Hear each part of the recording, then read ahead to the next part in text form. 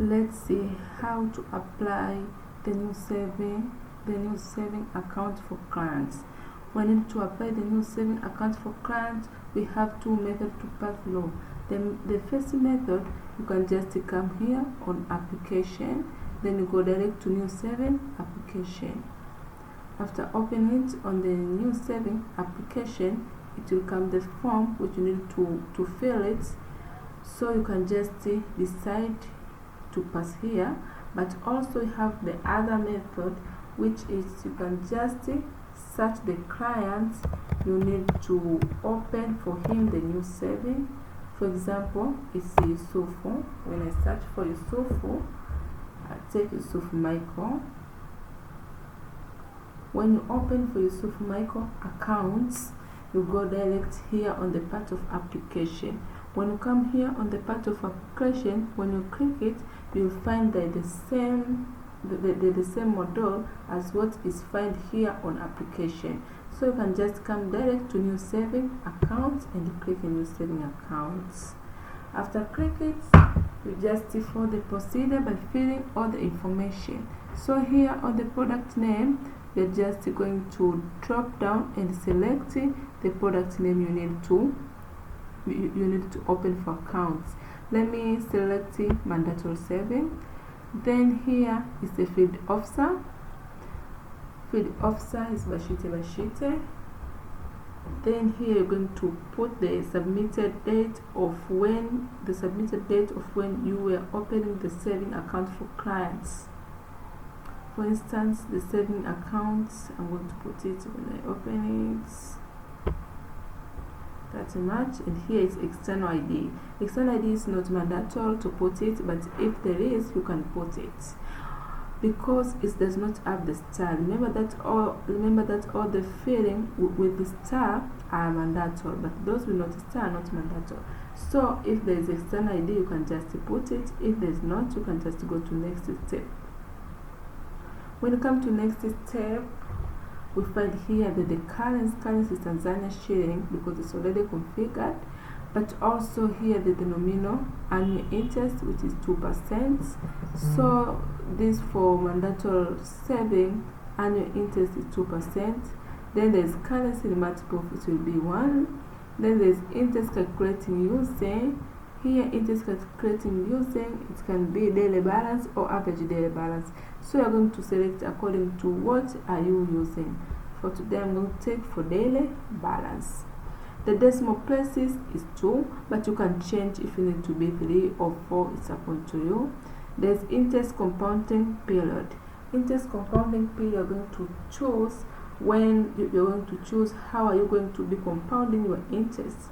For instance, for myself, I'm going to take annual. I'm going to be compounding my interest annual, but also interest posting period. Interest posting period is when are you going to be posting your interest. Then I'm going to select annual. So this means that I will be compounding my interest annual, but I will be also posting my interest annual. Days in here are already here, but you need to change it to be 360 days, 365 days. You're going to change this according to the year. But also you come here is minimum opening balance.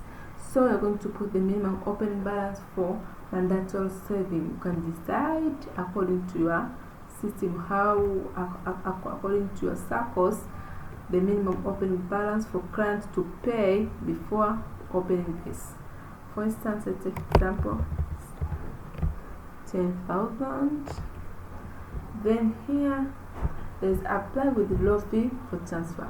Apply with low fee for transfer is not mandatory. If you need to put it, you can put a tick. If not, you can just leave it. This means that you need to apply the amount